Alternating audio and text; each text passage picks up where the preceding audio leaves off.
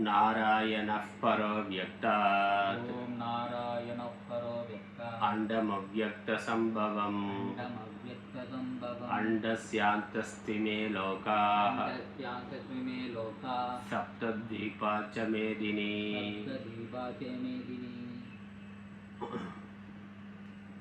श्रीमद्भगवद्गीते 3வது अध्यायம் 9வது श्लोकम् यज्ञार्थात् कर्मणोऽन्यत्र लोकोऽयं कर्मबन्धनः तदर्थं कर्म कौन्तेय मुक्तसङ्गः समाचर सह यज्ञाः प्रजा सृष्ट्वा पुरोवाच प्रजापतिः अनेन प्रसविष्यध्वम् एष वोस्त्विष्टकामधुक्।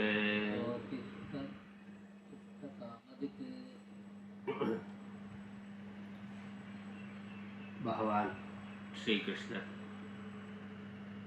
முமுக்ஷுவானவன் கர்மாவை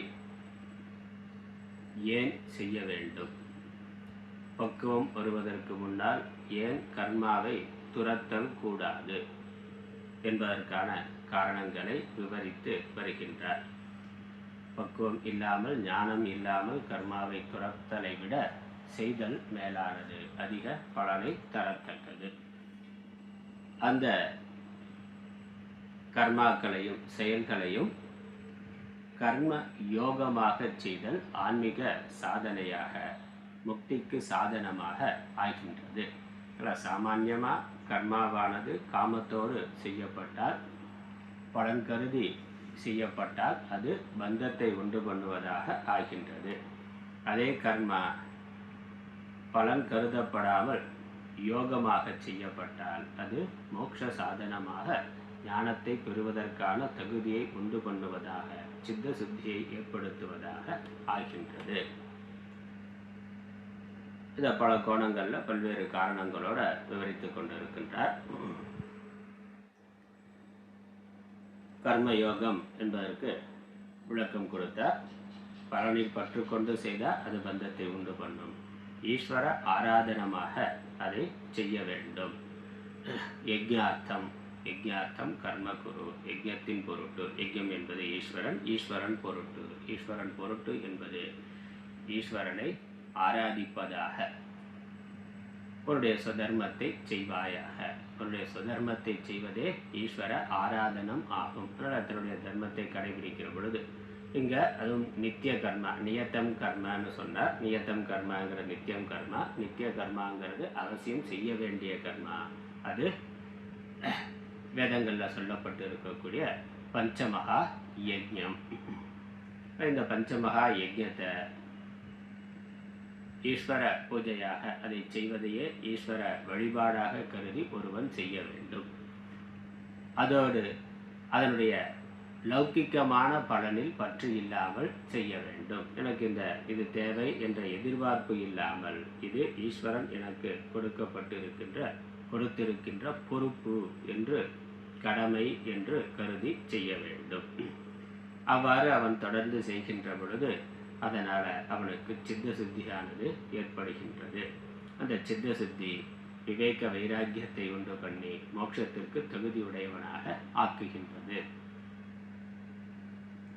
அது மட்டும் இல்லை, இந்த பஞ்சமகா யஜ்ஞம் செய்கிறது.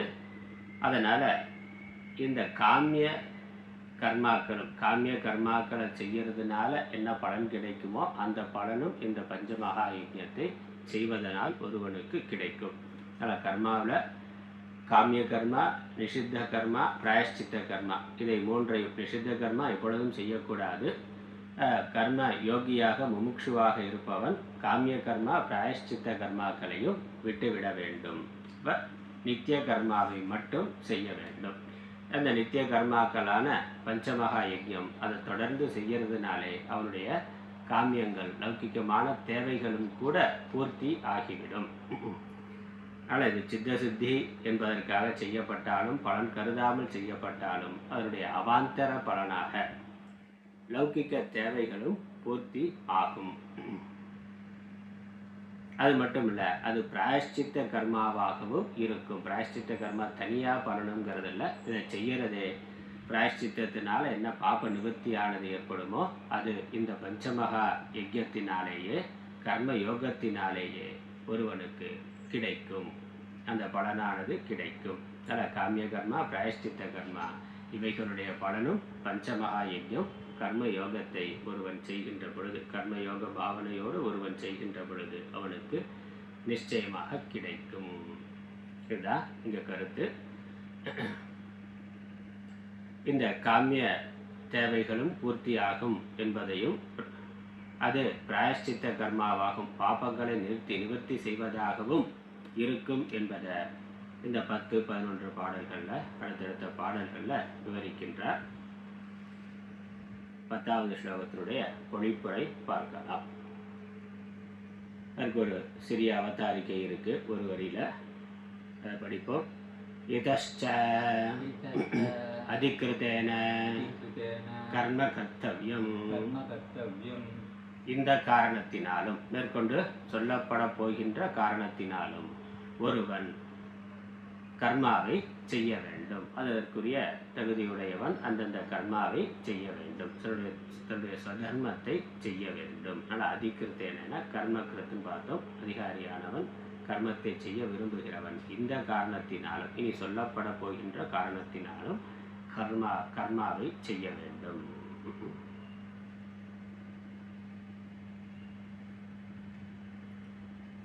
சக யஜ்ஞாஹ, பிரஜாபதி சக யஜ்ஞாஹ பிரஜாஹ புரா சிருஷ்டுவா அனேன பிரசவிஷ்யத்வம் ஏஷஹ வஹ இஷ்ட காமதுக் அஸ்து இதி உவாச்ச. பிரஜாபதி பிரம்மாவானவர் இந்த உலகங்களை ஜீவர்களுக்கான சரீரங்களை சிருஷ்டி செய்த பிரம்மாவானவர்.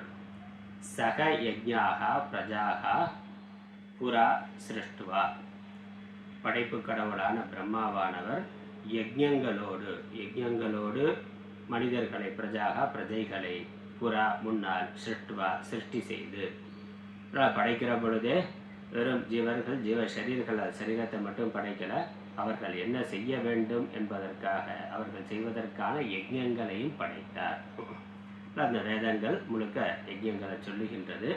அந்த யஜ்ஞங்களையும் படைத்தார். அப்போ அவன் என்ன செய்யணும், வாழ்க்கையை எப்படி வாழ வேண்டும், எதற்காக வாழ வேண்டும், என்ன செய்து வாழ வேண்டும் என்பதை காட்டுவதற்காக யஜ்ஞங்களோடு அவனை படைத்தார். அப்படி படைத்து நல்ல யஜ்ஞத்தோடு கூடிய பிரஜாக சக யஜ்ஞாக பிரஜாக, யஜ்ஞத்தோடு கூடிய பிரஜைகளை ஆதி காலத்தில் படைத்து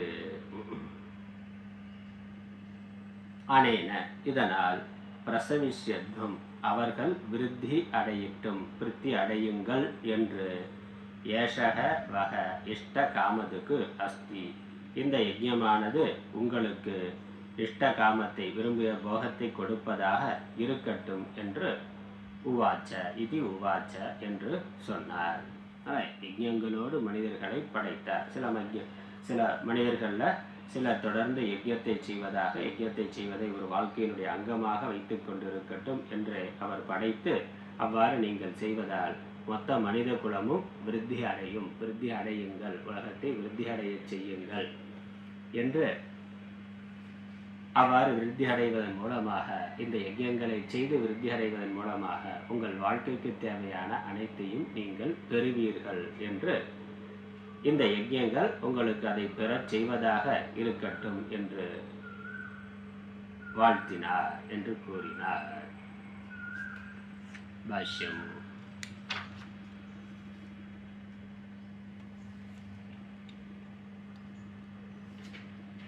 சக யஜ்ஞாஹ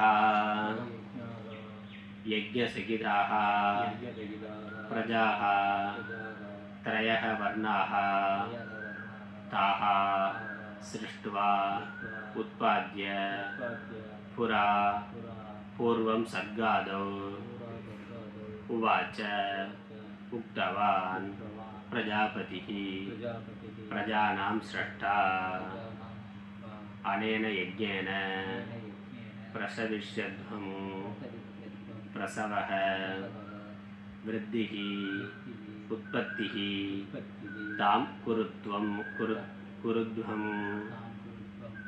एषः यज्ञः वः युष्माकम् अस्तु भवतु इष्टकामदुक् इष्टान् अभिप्रेतान् कामान् फलविशेषान् दोक्ति इति इष्टकामदुक् सह यज्ञाः सह यज्ञानाः यज्ञसहिताः यज्ञத்தோடு கூடியதாக यज्ञத்தோடு கூடியவர்களாக பிரஜாः பிரஜைகளை சிருஷ்டுவாங்கிறது பின்னாடி சேர்த்துக்கொள்ளணும். பிரஜாக சிருஷ்டுவா படைத்து வினையச்சம் பிரஜைகளை படைத்து யஜ்ஞத்தோடு கூடியவர்களாக மனிதர்களை படைத்து யாருன்னா எல்லா மனிதர்களையும் இல்லை திரையக வர்ணாக அது ஆச்சாரியர் போடுறது. எல்லோருக்கும் யஜ்ஞமானது விதிக்கப்பட்டுள்ள அவர்கள் லௌகிக்கமாக பல காரியங்களை செய்யலாம். இந்த 3 வர்ணம் பிராமண க்ஷத்திரிய வைசியர்களுக்கு யஜ்ஞங்களை நித்தியமாக செய்வதை கடமையாக கொண்டு அதனால் அவர்கள் நித்தியமாக செய்வதற்கான யஜ்ஞங்களோடு அவர்களை படைத்து தாகா சிருஷ்டுவா உற்பத்தி சிருஷ்டுவானா உற்பத்தி செய்து சிருஷ்டி செய்து உற்பத்தியம் செய்து எப்போ பண்ணார்?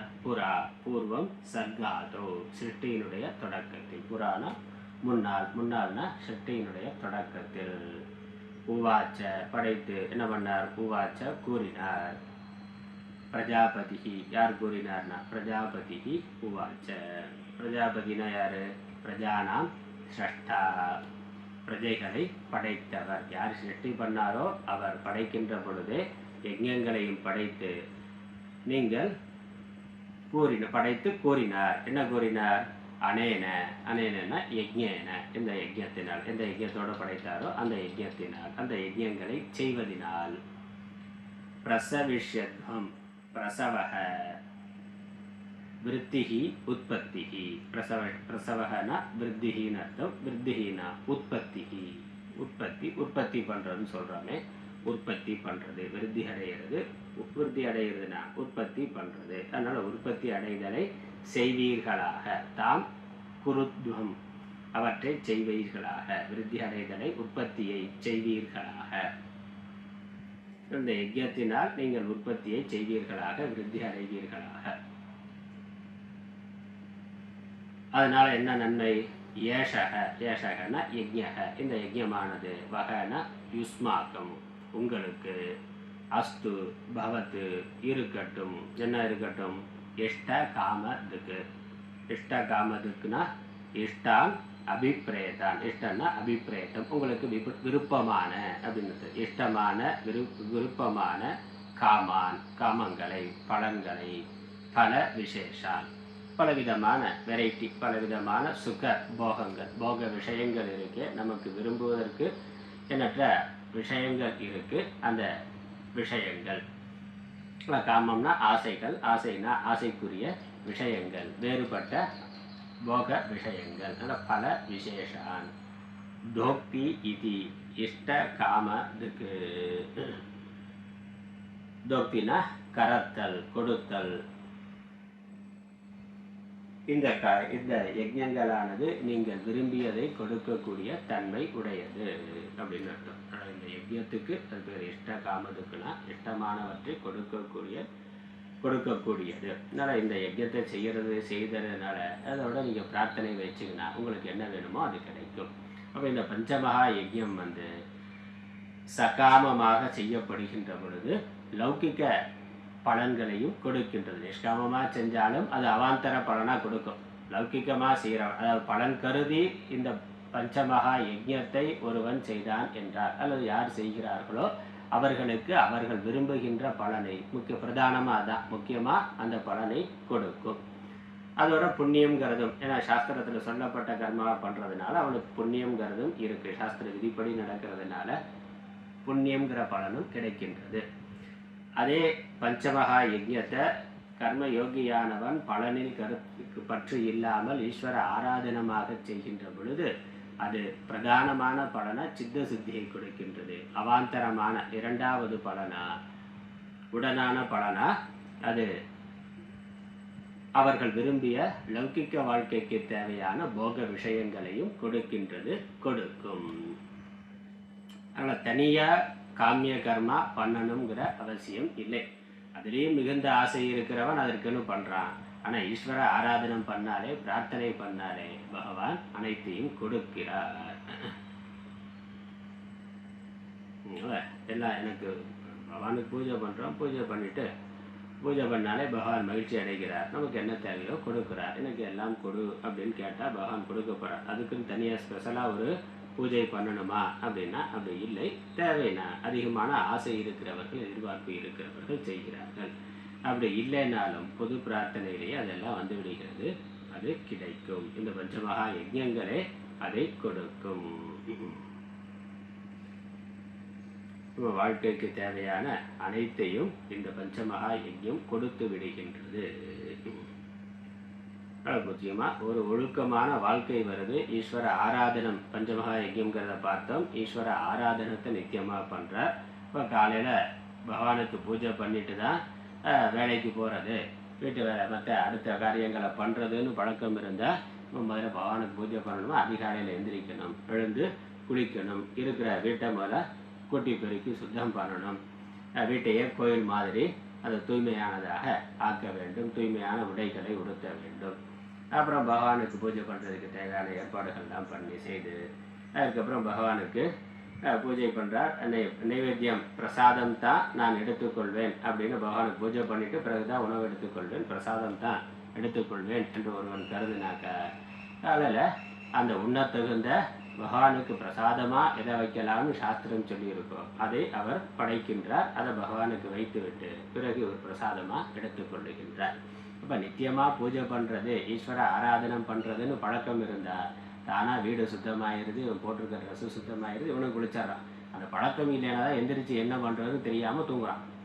எந்திரிச்சோன்னே எனக்கு பண்ணுறதுக்கு ப்ரோக்ராம் இருக்குது, பிளான் இருக்குனாக்க லீவாக இருந்தாலும் நம்ம செய்ய வேண்டிய இந்த தனிப்பட்ட கடமைகள் அது தானாக நடந்து கொண்டு இருக்குது. ஆனால் நமக்கு அந்த பழக்கம் விட்டு போனதுனால ஸ்கூலுக்கு போகிறதோ இல்லை வேலைக்கு போகிறதோ இன்றைக்கி லீவு தானேன்னா அதனால் எந்திரிச்சு என்ன பண்ண போகிறோம், 10 மணி வரைக்கும் தூங்குனா அப்படி தூங்குறான். ஆனால் நிச்சயமாக காலையில் 6 மணிக்கு விளக்கேற்றி வைக்கிறது, பகவானுக்கு ஒரு பூஜை பண்ணுறது என்று பழக்கம் இருந்த காலையில் வீடு சுத்தமாகுது, இவன் குளித்து தூய்மையாகிறான், நல்ல நல்ல உணவு பகவானுக்கு வந்து நூடுல்ஸ் நைவேத்தியம் பண்ண முடியுமா என்ன, அதனால காலையில் நூடுல்ஸ் இல்லை, ஒழுங்காக நல்ல உடம்புக்கு ஆரோக்கியமான நைவேத்தியம் பண்ணுவதற்கு உகந்த நல்ல சாதத்தை, நல்ல உணவை தயார் செய்கின்றோம். அதை பகவானுக்கு நைவேத்தியம் பண்ணிட்டு சாப்பிட்றதுன்னா இப்போ உடம்பு ஆரோக்கியமும் வந்துடுது, சுத்தம் சுகாதாரங்கிறதும் தானாக வந்துடுது ஈஸ்வரனுக்கு பூஜை பண்ணுறதுனால. அப்புறம் உணவும் தரமான உணவு சாப்பிட்றதுனால உடல் ஆரோக்கியங்கிறதும் கிடைக்கின்றது.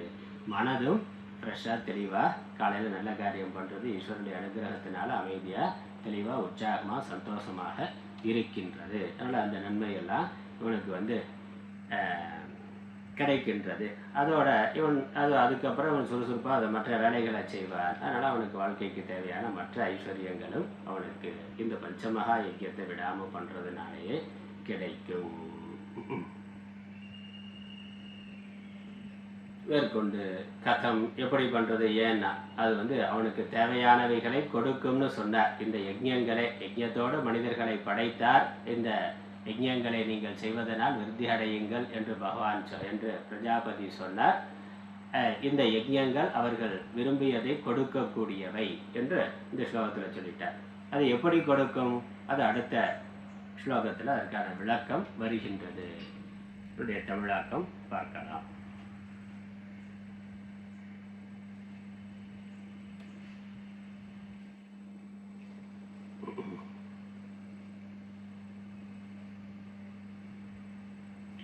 இக்காரணத்தாலும் 10வது ஸ்லோகத்துக்கான முகவுரை. இக்காரணத்தாலும் கர்மத்திற்கு உரியவன் கர்மத்தை செய்ய வேண்டும். நாம் மேற்கொண்டு சொல்ல போகின்ற காரணத்தினாலும் அவன் ஏற்கனவே நிறைய காரணங்கள் சொல்லிட்டார். ஆனால் நினைவு வைத்துக்கொள்ளணும். ஒரு க்ஷணம் கூட இந்த முக்குணங்களின் தூண்டுதல் இருக்கிற வரைக்கும் அஜ்ஞானியாக இருக்கிறவன், ஞான நிஷ்டையை அடையாதவன் ஒரு க்ஷணம் கூட சும்மா இருக்க முடியாது. அப்போ எதையாவது செய்யணும். எதையாவது செய்யறதுக்கு பதிலாக தர்மத்தை செய்ய வேண்டும். சாஸ்திரத்தில் விதித்த கர்மத்தை செய்ய வேண்டும். அதுக்கப்புறம் அது பந்தத்திலிருந்து விடுவிப்பதாக ஆகின்றது. கர்ம சந்நியாசத்தை விட கர்ம யோகமானது மேலான பலனை தரத்தக்கது. ஆகவே ஒருவன் செய்ய வேண்டும். அப்படி கர்மத்தை செய்யவில்லை என்றால் அவன் சரீரத்தை நடத்துறது என்பது கூட இல்லாமல், சாத்தியம் இல்லாமல் போய்விடும். அதனால இந்த காரணங்கள்லாம் சொல்லப்பட்டது இதுவரைக்கும். இனிமேல் இன்னும் சில காரணங்களையும் சொல்லுகின்றார். அதனால இக்காரணத்தாலும் மேற்கொண்டு சொல்லப்பட போகின்ற காரணத்தினாலும், ஏன்னா லௌகிக்கமா இவனுக்கு தேவையான எல்லா பலன்களும் இந்த பஞ்சமகா யஜ்ஞத்தை செய்வதால், நித்திய கர்மாவை செய்வதனால் அவனுக்கு கிடைக்கும். அந்த காரணத்தினாலும் கர்மாவானது செய்யப்பட வேண்டியது. பிரஜாபதியானவர் முதலில் யஜ்ஞங்களோடு கூடவே பிரஜைகளை படைத்து, நீங்கள் இதனால், அதாவது யஜ்ஞத்தினால் அபிவிருத்தி செய்யுங்கள். இது உங்களுக்கு வேண்டிய விருப்பங்களை கொடுப்பதாக இருக்கட்டும் என்று கூறினார். பிரஜைகளினா 3 வர்ணத்தாரை. 3 வர்ணத்தாருங்கிறது நம்ம இங்கே சாஸ்திரத்தில் ஸ்ரத்தை உடையவர்கள், வேதத்தில் ஸ்ரத்தை உடையவர்கள், வேதத்தில் சொல்லப்பட்ட அந்த யஜ்ஞம் முதலானவைகளை செய்வதற்கு அதிகாரம் உடையவர்கள். வேதமே அதை பிரித்து சொல்லுகின்றது. இவர்களெல்லாம் இந்த யஜ்ஞத்தை பண்ணலாம் என்று சொல்லுது. மற்ற மனிதர்களுக்கு இந்த யஜ்ஞத்தை அவர்கள் செய்யணுங்கிற அவசியம் இல்லை. வேதத்தில் அந்த குறிப்பிட்ட கர்மாக்களை, வேள்விகளை அவர்கள் செய்யணும்னு அவசியம் இல்லை. அவர்களுக்கு வேறு கர்மாக்கள் வேதம் சாஸ்திரம் சொல்லுகின்றது. அதனால் அவர்களுக்கு யாருக்கு எது விதிக்கப்பட்டிருக்கோ அவர்கள் அதை செய்யலாம். இந்த வேதத்தை படிக்கக்கூடியவர்களே திரிவர்ணம், இந்த 3 வர்ணத்தவர்களே பிராமணரும் க்ஷத்திரியர்கள்லாம். பிராமணர்களுக்குன்னு சில யஜ்யம் சொல்லியிருக்கு, அதை க்ஷத்திரியர்கள் பண்ண முடியாது. க்ஷத்திரியர்களுக்குன்னு சில யஜ்யம் சொல்லியிருக்கு, அதை பிராமணர்கள் பண்ண முடியாது. க்ஷத்திரியர்களுக்காக செய்து வைக்கலாமே ஒழிய இவர்கள் அவர்களுக்காக அதை செய்து கொள்ள முடியாது. அஸ்வமேத யாகம்னா, அஸ்வமேத யாகம் அது க்ஷத்திரியனுக்கு, ராஜசூய யாகம், அஸ்வமேத யாகம்லாம் க்ஷத்திரியர்களுக்காக, க்ஷத்திரியர்கள் செய்ய வேண்டியதா வேதம் சொல்லி இருக்கு. அப்போ அது பிராமணர்கள் க்ஷத்திரியர்களுக்காக அவர்களுக்கு செய்து வைப்பார்களே ஒழிய நான் செய்கிறேன், எனக்காக நான் செய்கிறேன்னு பிராமணனே செய்ய முடியாது. அப்போ அதில் இருக்கு, பிராமணனுக்கு எது சொல்லி இருக்கோ அதை அவன் பண்ண முடியும். மற்ற வர்ணத்தவர்களுக்கு எது சொல்லப்பட்டு இருக்கோ அதை அவர்கள் செய்து வைக்க முடியும். அதனால் அதற்கு கீழே சூத்ரர்களுக்கு அவரவர்களுக்கான தனிப்பட்ட தொழிலானது சாஸ்திரத்தில் சொல்லப்பட்டிருக்கு. அந்த தொழில் சார்ந்த கல்வியை இவர்கள் படிக்கலாம், அவர்களுக்கு கற்றுக் கொடுக்கலாம். பிராமணர்கள் தான் அவர்களுக்கும் சொல்லிக் கொடுக்கிறார்கள். அப்போ அது சொல்லிக் கொடுக்கலாமே வரையே இவர்கள் பண்ணக்கூடாது, இவர்கள் அதை பண்ண முடியாது.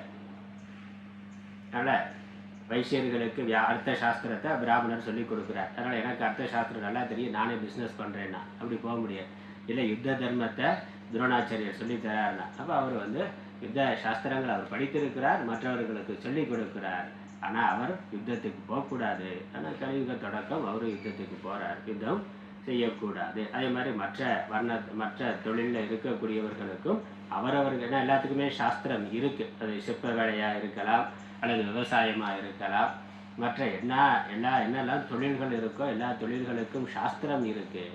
அதை அவர்கள் படிக்கலாம், பிராமணர்கள் படிக்கலாம். அந்தந்த வர்ணத்தில் அந்தந்த தொழில் செய்பவர்களுக்கு அதை முறையாக கற்றுக் கொடுக்கணும்.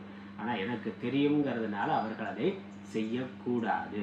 அதே மாதிரி பிராமணர்களுக்கு விதிக்கப்பட்ட அந்த யஜ்ஞ யாகாதிகளை அவர்கள் செய்யணும், மற்றவர்கள் அதை செய்யணுங்கிற அவசியம் இல்லை. அவர்களுக்கு என்ன விதிக்கப்பட்டிருக்கோ அதை செய்தால் போதுமானது. அதனால் இங்கே யஜ்யம்னு சொன்னதுனால யஜ்யத்துக்கு அதிகாரமுடைய 3 வர்ணத்தாரைன்னு ஆச்சாரியர் அந்த பாஷ்யம் கொடுக்கிறார். பிரஜைகளைங்கிறதுக்கு 3 வர்ணத்தாரை.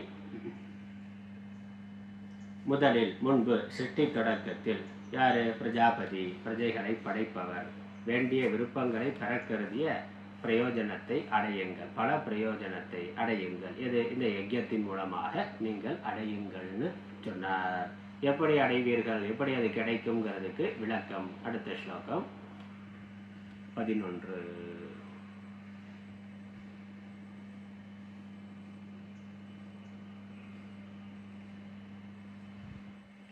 தேவான் பாவயதானேன ते देवा भावयन्तु वः परस्परं भावयन्तः श्रेयः परमवाप्स्यथ देवान् भावयतानेन ते देवा भावयन्तु वः परस्परं भावयन्तः श्रेयः परमवाप्स्यथ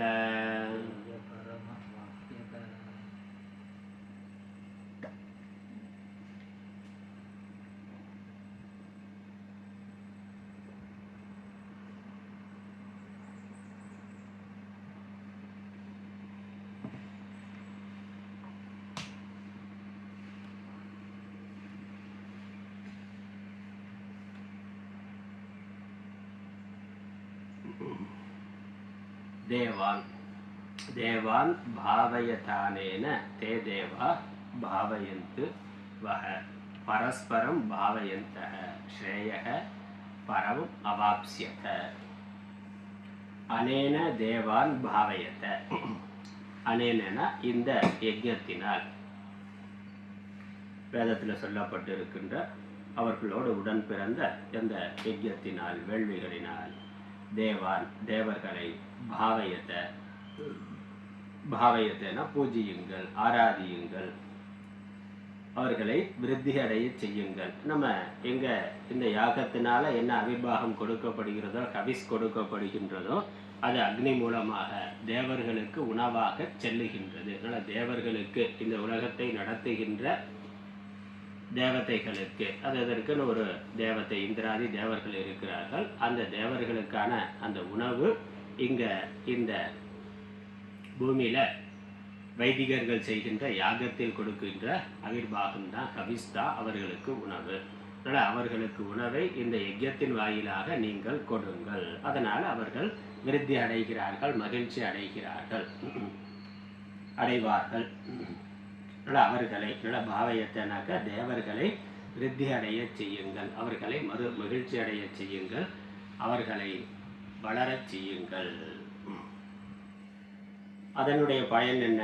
தே தேவாக வக பாவயந்து, அவர்கள் அதனால் திருப்தி அடைந்த அவர்கள் உங்களை வளரச் செய்வார்கள், உங்களை விருத்தி அடைய செய்வார்கள், உங்களுக்கு தேவையான உணவு முதலானவைகளை கொடுப்பார்கள்.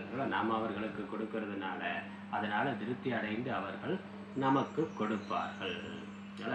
ஒரு தொழிலாளி கஷ்டப்பட்டு கடினமாக உழைக்கிறதுனால அதனுடைய நன்மை பலன் முதலாளிக்கு செல்லுகின்றது. அந்த முதலாளி என்ன? அதனால் மகிழ்ச்சி அடைந்து திருப்தி அடைந்து அவர்களுக்கு அந்த தொழிலாளிக்கு தேவையானதை கொடுக்கிறார்கள். அதே பரஸ்பரம், இவன் உழைக்கலைன்னா அவனுக்கு கிடைக்காது, அவன் கொடுக்கலைன்னா இவனுக்கு கிடைக்காது. பரஸ்பரம் இருக்கு. இவன் உழைப்புனாலதான் அவன் விருத்தி அடைகிறான், அவன் கொடுக்கறதுனால இவன் விருத்தி அடைகிறான்.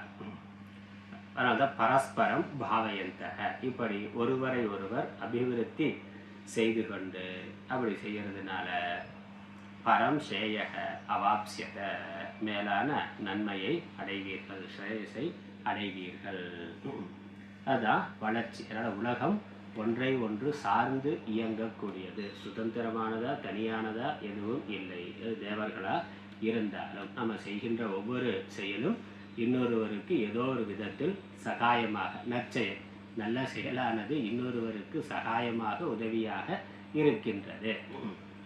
சில செயல்களை செய்யாமல் போறதே பிறருக்கு துன்பமாக ஆகின்றது. தவறான செயலை செய்தாலும் பிறருக்கு அது கெடுதலாக ஆகும். சில செய்ய வேண்டிய செயல்களை செய்யாமல் இருக்கிறதுனாலையும் பிறருக்கு அதனால் கெடுதல் வரும். நாம் நம்மளுடைய கடமையை செய்கிறது இன்னொருத்தருக்கு நன்மை, நமக்கு அதனால் நன்மை வருது ஒரு பக்கம், அதனால் இன்னொருத்தருக்கு நன்மையானது ஏற்படுகின்றது. இதில் முதல்ல சொல்லப்பட்ட நன்மை கர்மயோகத்தில் இதுவரைக்கும் சொல்லப்பட்ட காரணங்கள், நீ செய்யலைன்னா உன் உடம்பே ஆரோக்கியமாக இருக்காதுன்னா நீயே நன்மையை அடைய முடியாது. வேலை செய்யறதுனால உன்னுடைய உடல் மனது ஆரோக்கியமாக இருக்கின்றது, அதற்காக வேலை செய்யணும்னா. அதுக்கப்புறம் நீ வேலை செய்வதால், அவனுடைய கர்மாவை செய்வதனால இன்னொருவருக்கு நன்மையானது, உலகத்திற்கு நன்மையானது ஏற்படுகின்றது. அதன் மூலம் அவர்கள் கடமையை அவர்கள் செய்கின்ற பொழுது உனக்கு அதனால நன்மையானது ஏற்படுகின்றது. அதனால் ஒரு பொது இடத்துல இருக்கிற ஒரு டிராஃபிக் போலீஸ் அவர் அவருடைய கடமையை சரியாக செய்தால் போக்குவரத்து ஆபத்து இல்லாமல் நடக்கின்றது. அதனால் எல்லாருக்கும் நன்மை. அவருக்கு அது வேலை, மற்றவர்களுக்கு அதனால் நன்மை ஏற்படுகின்றது. அதே மாதிரி தான் எல்லா இடத்துலையும் எல்லா தொழிலையுமே தொழில் செய்கிறதுனால நமக்கு நன்மை என்பது மட்டுமில்லை, அதனால் சமூகத்திற்கும் நன்மையானது ஏற்படுகின்றது. இது அதிர்ஷ்டமாக இருக்கக்கூடிய தேவதைகளை குறித்து சாஸ்திரம் சொல்லுகின்றது. சாதாரணமாக நம்ம லௌகிக்கமாக பார்த்தாலுமே அதுதான் பரஸ்பரம் அங்கே உதவியானது இருக்கின்றது. அதனால் ஒரு ஒரு ஒரு விவசாயி அல்லது ஒரு இண்டஸ்ட்ரியலிஸ்ட், ஒரு தொழிலதிபர் ஒரு தொழில் செய்கின்றார்னா, ஒரு வைசியர் ஒரு தொழில் செய்கின்றார், ஒரு பொருளை உற்பத்தி பண்ணுறார். அவர் ஆராய்ச்சி பண்ணி ஒரு பொருளை கண்டுபிடித்து உற்பத்தி பண்ணி அதை விற்பனை செய்கின்றார். அதனால் என்ன வருது? அவருக்கு லாபம் வருது. அவர் அதன் மூலம் பணம் சம்பாதிக்கிறார். அவர் குடும்பத்துக்கு தேவையானதை அவர் விருத்தி செய்து கொள்ளுகிறார். அது மட்டுமா அங்கே நடக்குதானே? அவர் உற்பத்தி செய்து கொடுக்குற பொருளால் பலர் நன்மை அடைகிறார்கள். பொருளை வாங்கி பயன்படுத்துகிறான்ல, அது அவனுக்கு உதவியாக இருக்குது. ஒரு பொருளை உற்பத்தி பண்ணுறதுக்கு 100 பேர் உதவியாக இருக்காங்க. அவர்களுக்கு அதனால் வாழ்வாதாரம் ஜீவாதாரம் கிடைக்குது. ஆனால் பொருளை வாங்கி பயன்படுத்துபவன் அதனால் நன்மையை அடைகிறான். மிக்சி, கிரைண்டர்னா, ஏசி எல்லாம் பார்க்குறோம். யாரோ அது திட்டம் போட்டு அதை ஒரு உற்பத்தி செய்திருக்கிறார்கள். அதை கண்டுபிடித்து அதை உற்பத்தி செய்து விற்பனை செய்கிறார்கள். அதனால் அவர்கள் செல்வம் பெறுகிறார்கள். அவர்கள் சுகமான வாழ்க்கை வாழுகிறார்கள்.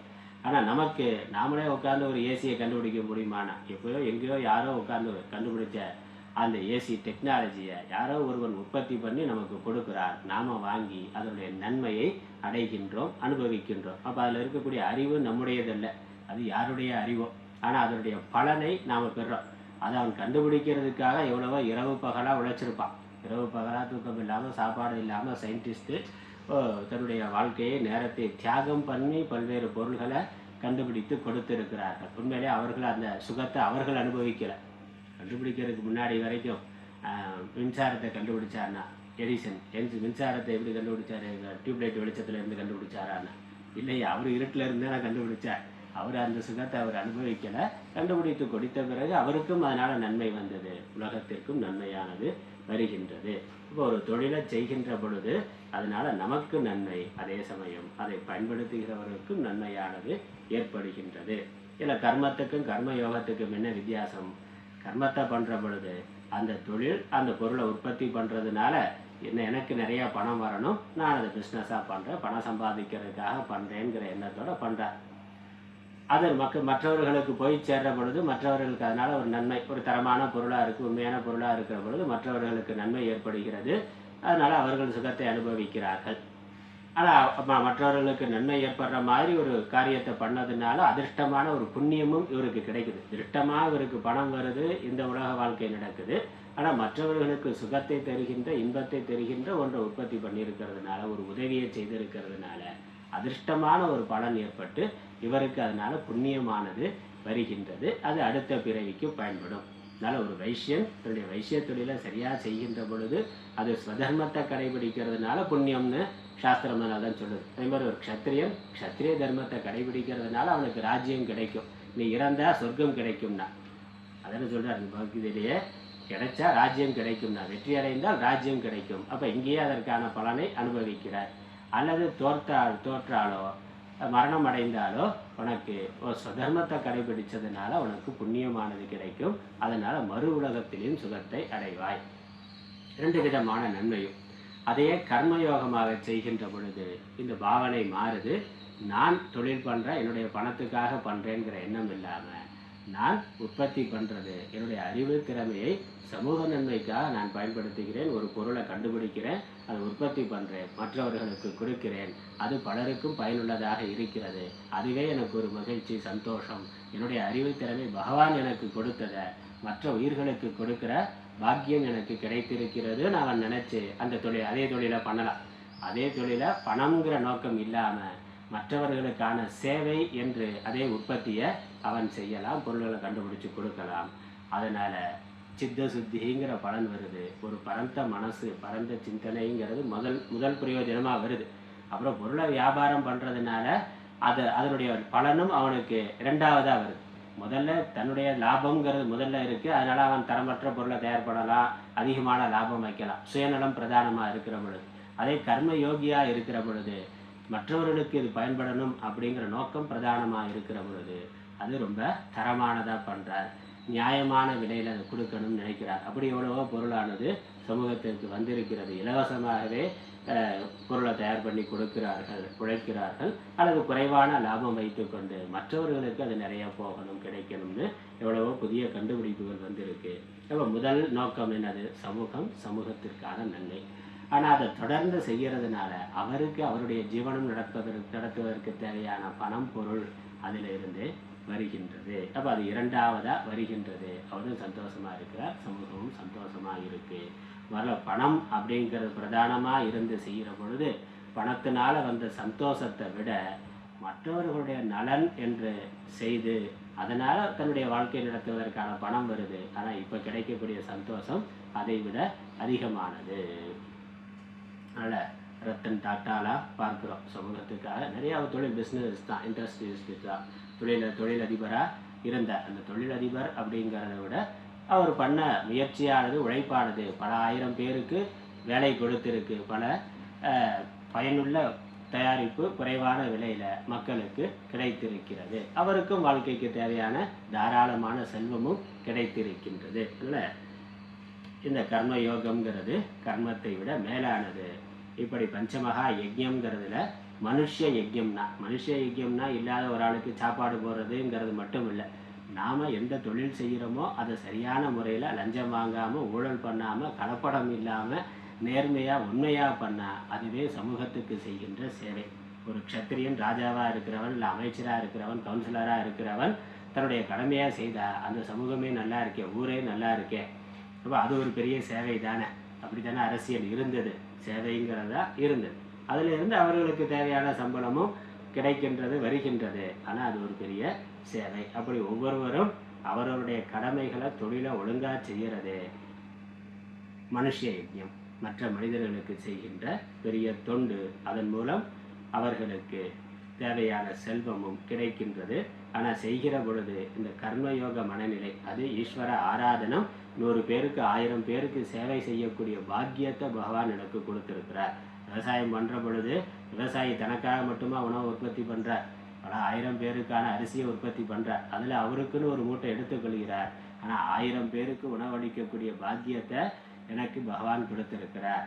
அது ஒரு அன்னதானம் தான். அன்னதானம்னா பணம் இல்லாமல் கொடுக்கறது மட்டும் இல்லை, அன்னதானம். 1000 பேருக்கு உணவு உற்பத்தி பண்ணி கொடுத்துருக்கிறாரே, அதுவே அன்னதானம் தான். அந்த மாதிரி தான் ஒவ்வொரு தொழிலும், ஒவ்வொரு வேலையும் ஒரு சிறு வேலை. அதனால் பிராமணர்கள் பண்ணுற ஈஸ்வர பூஜை, கோயிலில் பூஜை பண்ணுறதா இருக்கலாம், அல்லது சாதாரண தொழிலாளி அவன் செய்கின்ற ஒரு சிறு வேலையாக இருக்கலாம். அது கூட சமூகத்தில் ஒரு பெரிய மனுஷ யஜ்யமாக இருக்கின்றது. அதனால் இந்த பஞ்சமகா யஜ்யத்தை கர்மயோகமாக செய்கிறது பரஸ்பரம் உதவி. அதனால் அது தேவர்களுக்கு உதவி, மற்ற மனிதர்களுக்கு உதவி, மற்ற உயிரினங்களுக்கு உதவி. அப்படித்தான் சமூகமானது இருக்கின்றது, உலகமானது இயங்குகின்றது. அதனால் சுதந்திரமாக யாரையும் எதையும் எதிர்பார்த்து யாரும் இருக்க முடியாது, தேவர்களாக இருந்தாலும் கூட. அதை இங்கே சொல்கிறார், பரஸ்பரம் பாவயந்த, பரஸ்பரம் விருத்தி செய்து கொள்ளுங்கள், பரஸ்பரம் ஒருவரை ஒருவர் வளர்த்து கொள்ளுங்கள். பாஷ்யமு தேவான் இந்திராதீன் பாவயத வர்தயத அனேன யஜ்ஞேன தே தேவாः வர்திதாः பாவயந்து ஆப்யாயந்து விருஷ்டியாதினா வஹ யுஷ்மான் ஏவம் பரஸ்பரம் அந்யோன்யம் பாவயந்தः श्रेयः परम अपि ज्ञान प्राप्ति क्रमेण अवाप्स्यत स्वर्गं वा परम श्रेयः अवाप्स्यत.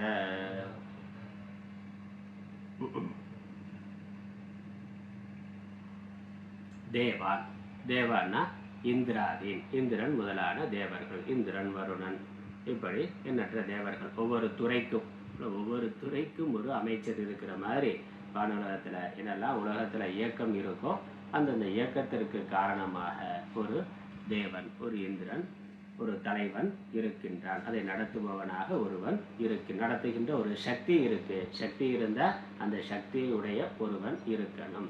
சக்தி தனியாக இருக்காது. சக்தி இருப்பதற்கான ஒரு இடம், அதை இயக்குவதற்கான ஒரு அறிவு பொருள், அதான் தேவர்கள். இந்திராதி பாவயத்தை வர்தயத்தனா வளர்த்துங்கள், வளருங்கள், வளர்ச்சி அடைய செய்யுங்கள், போஷியுங்கள். அனேன எதனால? யஜ்ஞத்தினால். தே தேவாக நீங்கள் அவ்வாறு செய்தால், நீங்கள் தேவர்களுக்கு அவிர்வாகம் முதலானவைகளை கொடுப்பதனால் அவர்கள் வளர்ச்சி அடைகிறார்கள். அவ்வாறு நீங்கள் செய்வதனால் தே தேவாக அந்த தேவர்கள் வர்த்திதாக பாவயந்து ஆப்யாயந்து விருஷ்டி முதலானவைகளால். ஆப்யாயந்து இருக்கு, ஆப்யாயந்துன்னு ஒரு பாடம் இருக்கு, பொருள் ஒன்றுதான். அதனால திருப்தி அடைந்த தேவர்கள், வளர்ச்சி அடைந்த தேவர்கள் வர்த்திதாக பாவயந்துனா ஆப்யாயந்து. இதன் மூலமா விருஷ்டி ஆதினா, இந்த மனிதர்களுக்கு அவர்கள் எப்படி திருப்பி கொடுக்கிறார்கள், நம்ம கொடுக்கிறத எப்படி பகவான் தேவர்கள் நமக்கு திருப்பி கொடுக்கிறார்கள், அவரவருடைய சக்திகளை அவர்கள் முறையாக அனுகிரகிக்கிறார்கள், செய்கிறார்கள். அப்போ இந்திரன் மழையை கொடுக்கிறான், வருணன் மழையை கொடுக்கிறான், மற்ற ஓஷதி தேவதைகள் எல்லாம் நல்ல செடி கொடி தாவரங்களை உற்பத்தி செய்விக்கின்றன. அதனால் சூரிய நாராயணர், சந்திரதேவன் எல்லாமே அவரவர்களுடைய வேலைகளை நன்றாக செய்கிறார்கள். விருஷ்டி ஆதினா, விருஷ்டி முதலானவைகள். வகனா யுஷ்மான் உங்களை. ஏவம் இவ்வாறு பரஸ்பரம்னா அந்யோன்யம், ஒருவருக்கு ஒருவர், பாவயந்தக ஒருவரை ஒருவர் வளர்த்து கொள்ளுங்கள். ஸ்ரேயக பரம் அபி, ஸ்ரேயக பரம் நக ஞான பிராப்தி கிரமேன. ஸ்ரேயஸ்னாலே அது மோட்சம் அப்படின்னு அர்த்தம். இவ்வாறு மோட்சத்தை அடையுங்கள்னா, அப்போ இந்த கர்மத்தை செய்யறதுனாலேயே மோட்சமானா இல்லை, அது ஞானத்தின் வாயிலாக கர்மத்தை செய்யறதுனால சித்த சித்தி வாயிலாக ஞானம், ஞானத்தின் வாயிலாக மோட்சம். அதில் ஆச்சாரியர் அது போட்டார். ஸ்ரேயகன்னு சொன்ன உடனே கர்மயோகமே நேராக மோட்சம் தராது, அது ஞானத்திற்கான தகுதியை தந்து பிறகு ஞானத்தை அடைவதன் வாயிலாக மோட்சம், ஸ்ரேயஸ். அதனால் ஞான பிராப்தி கிரமேன, அந்த கிரமத்தை ஆச்சாரியர் நினைவுபடுத்துகிறார். ஞான பிராப்தி கிரமேன அவாப்சியத ஸ்வர்க்கம் வான, அல்லது சொர்க்கத்தை, பரம் ஸ்ரேயஸ்ங்கிறத நேராக மோட்சம்னு எடுத்துக்கொள்ளலாம். அல்லது காமியமாக பண்ணக்கூடியவன், கர்மயோகமாக பண்ணுறவன் பரமபுருஷார்த்தமான மோட்சம் என்று அதை பரமஸ்ரேயஸ்ன்னு நினைக்கிறான், அவனுக்கு அது கிடைக்குது. இல்லை அதே ஸ்வதர்மத்தை, அதே பஞ்சமகா யஜ்யத்தை, ஈஸ்வர ஆராதனை முதலானவைகளை காமியமாக ஒருவன் செய்தான்னா அவனுக்கு பரம் ஸ்ரேயஸ் என்னது? அவன் விரும்புறது சொர்க்கம் தான். அதனால் அவன் விரும்புகிற பலன் அவனுக்கு கிடைக்கும். யார் என்ன பலனை விரும்பி கர்மாவை பண்ணுகிறார்களோ அதற்கான பலனை அதற்கான தேவதைகள் கொடுப்பார்கள். சொர்க்கம் வா பரம் ஸ்ரேயஸ் அவாப்சியத, அதை அடைவார்கள். ராவணன் முதலான அரக்கர்கள், அசுரர்கள், அவர்களும் கடுமையாக தபஸ் பண்ணுறாங்க, மிக கடுமையாக தபஸ் பண்ணுறாங்க. அப்புறம் ரிஷிகள், யோகிகள், ஞானிகளும் கூட கடுமையாக தபஸ் பண்ணுகிறார்கள். பகீரதன் தபஸ் பண்ணா, துருவன் தபஸ் பண்ணா, இதெல்லாம் பார்க்குறோம். அப்போ அவர்கள் என்னது, எல்லாரும் தபஸ் பண்ணுறாங்க, சாதனை ஒன்று தான், ஆனால் அவர்களுடைய நோக்கமானது வெவ்வேறாக இருக்கின்றது. அசுரன்னாக்க சாகா வரம் வேண்டும், அல்லது எளிதில் சாகக்கூடாது, அதில் எவ்வளவு தடை போட முடியுமோ அவ்வளவு தடை போடணும், எவ்வளவு தள்ளி போட முடியுமோ அவளை தள்ளி போடுற மாதிரி வரம் கேட்கிறான். அல்லது நல்ல 3 உலகத்தையும் ஆளுகின்ற பலம் வேண்டும்னு கேட்கிறான். அப்போ அதே தேவதை தான், அதே தெய்வம் தான், பிரம்மா விஷ்ணு சிவன், அவர்களை குறித்து தபஸ் பண்ணுறாங்க. அவர்கள் காட்சி கொடுக்கிறார்கள். மகனே உன் தவத்தை மெச்சினம், என்ன வரம் வேண்டும் கேளுனாக்க, இவன் என்ன சங்கல்பம் வைத்திருந்தானோ அதை கேட்கிறார். மோட்சம் வேணும்னா மோட்சத்தை கொடுக்குறார், இல்லை எனக்கு 3 உலகத்தையும் ஆளுகின்ற வலிமை வேண்டும்னா அதை கொடுக்குறார், இல்லை செல்வம் வேண்டும்னா செல்வத்தை கொடுக்குறார். நம்ம பிரார்த்தனை என்ன இருக்கோ அது எதை நாம் மேலானது என்று நினைக்கிறோம். பரமம் ஸ்ரேயஸ்னா பரம் ஸ்ரேயஸ்னா நம்ம எதை மேலானதுன்னு நினைக்கிறோமோ அதை அவர்கள் கொடுக்கிறார்கள். ஆனால் எப்படி கொடுக்கிறார்கள்? சும்மா கொடுக்கறது இல்லை, நாம் அவர்களுக்கு கொடுத்தா அவர்கள் திரும்பி கொடுக்கிறார்கள். நாமளே கொடுக்காம எதிர்பார்க்கிறது நியாயம் இல்லை. அது அடுத்த பாட்டில் சொல்ல போகிறேன். அதனால் நம்ம கொடுத்துட்டு கேட்கறது நியாயம். இயற்கை நமக்கு தேவையான வளங்களை எல்லாம் கொடுக்கிறது. இன்றைக்கி தேவர்கள்ங்கிறத சொல்கிறது இல்லை, இயற்கையே அனைத்தையும் கொடுக்கும். அப்படியே இந்த பிரபஞ்ச சக்தின்னு சொல்கிறான்.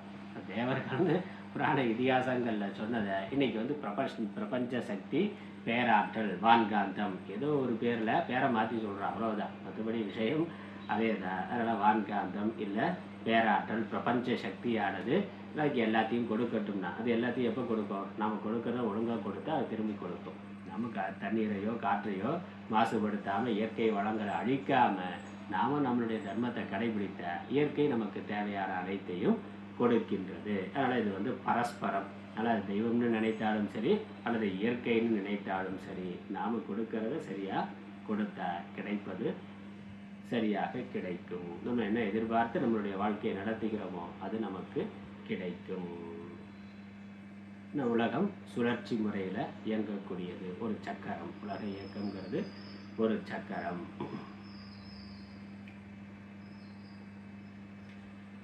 தமிழ்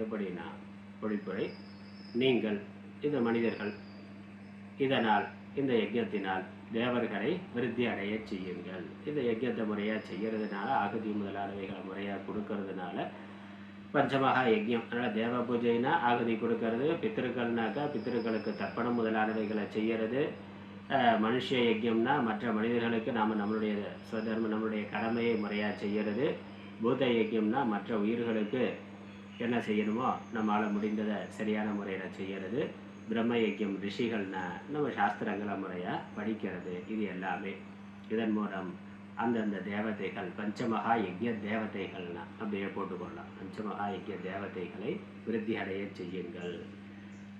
அந்த தேவர்கள், அதீத தேவர்கள் இருக்கு, அந்த தேவர்கள் உங்களை விருத்தி அடைய செய்யட்டும். கொடுக்கறதுனால அவர்கள் நம்மை விருத்தி அடைய செய்வார்கள். இவ்வாறு ஒருவரை ஒருவர் விருத்தி செய்கிறவர்களாய் மேலான நன்மையை அடையுங்கள். மேலான நன்மையை அடையுங்கள். பாஷ்யம், தேவர்களை அப்படின்னா இந்திரன் முதலானோர்களை விருத்தி அடைய செய்யுங்கள்னா போஷியுங்கள், அதாவது திருப்தி செய்யுங்கள். அதுதான் பூஜை பண்ணுறது. அபிஷேகம் திரவியங்கள் நிறைய திரவியம் பண்ணி அபிஷேகம் பண்ணுறோம். யாகமோ இல்லை ஈஸ்வரனுக்கு அபிஷேகம் பண்ணுறதோ எல்லாமே அந்த தெய்வங்களை திருப்தி செய்கிறதுக்காக. அதனால் என்ன பிரயோஜனம்னு நீ கேட்குறான். இப்படி யாகத்தில் உணவுப் பொருள்கள்லையும் போடுறீங்களே, இவ்வளோ நெய்யை ஊற்றுறீங்களே, இவ்வளோ அன்னத்தை போடுகிறீர்களே, இல்லை பகவானுக்கு அபிஷேகம் பண்ணுறது 100 லிட்டர் பால், இப்படியெல்லாம் பால் தயிரெல்லாம் அபிஷேகம் பண்ணுகிறீர்களே, அதை இல்லாதவர்களுக்கு ஏழைகளுக்கு கொடுக்கலாமே, ஏன் அதை வீண் பண்ணணும்னு கேட்குறான். 100 கொடுத்தா 1000 திரும்பி வரும். அதனால் இதை கொடுக்கறது தேவதைகள். நம்ம கொடுக்க முடிஞ்சால் அதை 100 பேருக்கு கொடுக்கலாம். ஆனால் நம்ம பகவானுக்கு கொடுக்கறதன் மூலம் நல்ல விருஷ்டி, நல்ல மழை பெஞ்சால் அது 1000 பேருக்கு உணவு உற்பத்திக்கு அது விதை. அதனால் அது நமக்கு அதிர்ஷ்டமான பலன். இது நமக்கு நேராக தெரியாது. நம்ம அந்த அபிஷேக பாலை 100 பேருக்கு கொடுக்கலாம். அப்புறம் அடுத்த நாள் என்ன பண்ணுவேன்? இன்றைக்கி கொடுத்துருவேன், நாளைக்கு என்ன பண்ணுவேன்? தினம் சாப்பாடு போட முடியுமா என்ன? அதனால் இந்த கோயில் பூஜைகளில் பகவானுக்கு பூஜை பண்ணுற எல்லாத்தோட அங்கமாகவும் தானம்ங்கிறதும் இருக்குது. தானம் இல்லாத ஒரு வைதிக காரியங்கிறது நம்ம சாஸ்திரத்தில் இல்லவே இல்லை. கோயிலில் கும்பாபிஷேகம் பண்ணால் அவ்வளோ திரவியங்கள் செலவு பண்ணி, பல லட்சம் செலவு பண்ணி திரவியங்களோ இல்லை அந்த 11 திரவியங்கள் அபிஷேகத்துக்காக நம்ம செலவு பண்ணுறதோ அதோடைய ஒரு பகுதியாக அதெல்லாம் பண்ணுறோம். ஆனால் அந்த கும்பாபிஷேகத்தினுடைய ஒரு பகுதியாக அன்னதானம்ங்கிறதும் இருக்கின்றது. அதனால் ஒரு சின்ன வேள்வியாக இருந்தாலும் 4 பேருக்கு உணவு கொடுக்கறது, வீட்டு பூஜையாக இருந்தாலும் 4 பேருக்கு உணவு கொடுக்கறது, தானம் பண்ணுறதுங்கிறது அது நம்மளுடைய கலாச்சாரத்தில் இருக்கிறது. அது வேள்வியினுடைய ஒரு அங்கமாகவே, பூஜையினுடைய ஒரு அங்கமாகவே சாஸ்திரத்தில் சொல்லியிருக்கு. அதனால் தானம் கொடுக்கறத பற்றி நமக்கு யாரும் சொல்ல வேண்டியது இல்லை. தானம் கொடுக்கறது தான் நம்மளுடைய கலாச்சாரத்தில் பிரதானமாக இருக்கின்றது. இன்றைக்கி நாஸ்திகர்கள் சும்மா நம்மளை குழப்பி விடுறதுக்காக அதெல்லாம் சொல்கிறான். அபிஷேகம் பண்ணுறதுக்கு பதிலாக நீங்கள் ஏழைக்கு சாப்பாடு போடலாமே, அதையும் போட்டுக்கிட்டு தான் இருக்கிறோம். அதுபோல சொன்ன மாதிரி அபிஷேகம் பண்ணுறதுனால பகவான் திருப்தி அடைஞ்சா அது தினசரி எல்லாருக்கும் உணவு கிடைக்கும். இன்றைக்கி அந்த பணத்தை மிச்சம் பண்ணி நான் 100 பேருக்கு 10 பேருக்கு உணவு கொடுக்குறேன்னா இன்றைக்கி ஒரு வேளை என்னால் கொடுக்க முடியும், நாளைக்கு யார் கொடுப்பா, அடுத்த நாள் யார் கொடுப்பா? பகவான் தேவதைகள் திருப்தி அடைஞ்சா மழை முதலானவைகள் முதலாக திரும்பி வரும். அது காலகாலத்துக்கும் அடுத்தடுத்தும் ஒவ்வொரு நாளும் எல்லா உயிரினங்களுக்கும் பலன் தரத்தக்கதாக அது இருக்கும். அதனால் அது வீணானது கிடையாது. அது விதை. நெல்லை ஒரு மூட்டை வைக்கிறார், நிலத்தில் விதைக்கிறாருன்னா நிலத்தில் அதை ஏன் வீண் பண்ணுறீங்க, நான் மண்ணில் ஏன் போடுறீங்கன்னு கேள்வி கேட்க முடியுமா என்ன? ஒரு மூட்டை நெல்லை ஏன்டா மண்ணில் போடுறீங்க, அது 4 சோறாக்கி போட்டால் 100 பேருக்கு சாப்பாடு போடலாமே அப்படின்னு கேட்குறது புத்திசாலித்தனமா என்ன? அது விதை. அதை போட்டால் அதிலிருந்து 10 மூட்டை நெல் வரும், 1000 பேர் சாப்பிடலாம்.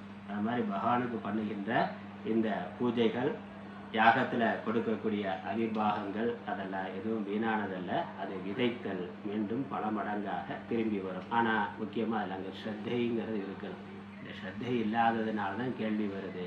அல்லது அவனுக்கு வேறு எதுலேயோ ஸ்ரத்தை இருக்குது, அவன் வேறு மதத்தை மனதில் வைத்து கொண்டு இருக்கிறான், அதை பரப்பணுங்கிறதுக்காக இதெல்லாம் முட்டாள்தனமானதுன்னு சொல்லி கொண்டு இருக்கிறான். சரி, இதை நான் செய்கிறத நிறுத்திக்கிறேன், இதை செய்யலை, வேறு என்ன செய்யணும்னா அவனுடைய இதை சொல்லுவான்.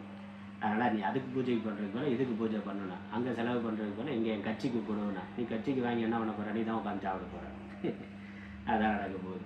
அதனால் அதெல்லாம் மக்களை குழப்புறது இல்லை, வேறு விதமாக வேறு உள்நோக்கங்கள் கொண்டது. அதெல்லாம் சரியாக நம்ம புரிந்து கொள்ளணும். ஏன்னா நம்மள்கிட்டயே அதில் நம்பிக்கை இருக்கிறவர்களையே அவநம்பிக்கையுடையவர்கள் ஆக்கிறான். நமக்கும் கூட சரிதானே அப்படின்னு தோணுது. இந்த யஜ்யங்கள்லாம் பண்ணுறதுக்கு பதிலாக வேறு அன்னதானம் பண்ணலாமே, சோசியல் சர்வீஸ் பண்ணலாமேன்னு தோணுது. அதை பண்ண வேணான்னு எங்கேயும் நம்ம சாஸ்திரம் சொல்லலை, நிறையா பண்ணணும்னு தான் சொல்லுது. அது 32 விதமான அறங்கள்னு நம்ம சாஸ்திரம் சொல்லுது. வேற எங்கேயும் இல்லாத அளவுக்கு அவ்வளவு தர்மங்கள் சொல்லி இருக்கு. இது ஒரு பகுதி. அதனால் ஈஸ்வர ஆராதனங்கிறது அதில் ஒரு பகுதி தான். அதே மனுஷ யஜ்யம்ங்கிறது இருக்குது, பூத யஜ்யம் இருக்குது. இது என்றைக்கும் காலகாலமாக நித்தியமாக செய்ய வேண்டியதாக இருக்குது. அதனால் ஈஸ்வரனுக்கு செய்கிறத செஞ்சுட்டு மற்ற உயிர்களுக்கு செய்கிறத செய்யணும். ஈஸ்வரனுக்கு மட்டும் செய்வேன், மற்றவர்களுக்கு செய்ய மாட்டேன்னு நினச்சா அது தவறு. இல்லை நான் மற்றவர்களுக்கு மட்டும்தான் செய்வேன், ஈஸ்வரனுக்கு செய்ய மாட்டேன்னு நினச்சா அதுவும் அறியாமை. இது அதிர்ஷ்டமாக பலன் தரத்தக்கது. இன்றைக்கி ஒரு மரம் வச்சா அது 20 வருஷம் அடுத்த தலைமுறைக்கு பயன் தரத்தக்கதாக இருக்கும். இன்றைக்கி எனக்கு பயன்படாமல் இருக்கலாம், அடுத்த தலைமுறைக்கு அது பயன்படும். அப்படி முன்னோர்கள் விதைத்த நாம் இன்றைக்கு அறுவடை செய்து கொண்டிருக்கிறோம். நாளை அடுத்த தலைமுறைக்கு இன்றைக்கு நாம் விதைக்க வேண்டியது நம்முடைய கடமை. அதனால் இதெல்லாம் அதிர்ஷ்டமானதை அதில் ஸ்ரத்தை இருக்கணும், அதில் விவேகம் இருக்கணும். இதெல்லாம் யோசித்து பார்த்தா இதுவும் வெறும் நம்பிக்கை இல்லை, இதுலேயும் அறிவு இருக்குது, விவேகம் இருக்குது.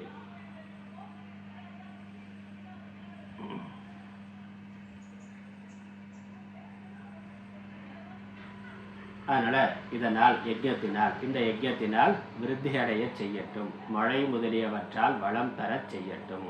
அவர்கள் செய்வார்கள். மேலான நன்மை படிப்படியாக பிரம்ம ஞானத்தை பெறுதலை அல்லது ஸ்வர்க்கத்தை, சம்சாரத்தினின்றும் விடுபட விரும்புவனுக்கு படிப்படியாக பிரம்ம ஞானத்தை பெறுதல் மேலான நன்மை.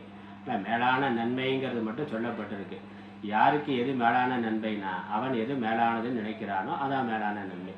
அதனால் மூக்ஷுவாக இருந்தாக்க கர்மயோகமாக பண்ணானா மோட்சங்கிறது அவனுக்கு மேலான நன்மை. அதை இந்த பஞ்சமகா யஜ்யமானது கொடுக்கும். இல்லை காமியமாக பலன் கருதி செய்திருந்த சொர்க்கம் அவனுக்கு மேலான நன்மை, அதை அது கொடுக்கும். சம்சார விஷயங்களை அனுபவிக்க விரும்புவோனுக்கு சொர்க்கமே மேலான நன்மை என வேறுபாடு கண்டு கொள்க. அதனால் மேலான நன்மையை கொடுக்கும். இப்படி இயற்கையையோ அல்லது இயற்கையை நடத்துகின்ற தெய்வங்களையோ நாம் பஞ்சமகா யஜ்யங்கள் மூலமாக திருப்தி செய்தல் மூலமாக அவர்கள் நமக்கு தேவையானதை கொடுத்து நம்மை திருப்தி அடைய செய்வார்கள். இந்த காரணத்தினாலும் ஒருவன் கர்மாவை விடக்கூடாது, கர்மாவை செய்ய வேண்டும். உலக இயக்கத்தின் பொருட்டு ஸ்வதர்மத்தை கடைபிடிக்க வேண்டும். அன்றியும் இன்னும் மேல விளக்கம் சொல்றார். அதை ஸ்லோகத்தை மட்டும் படிச்சு.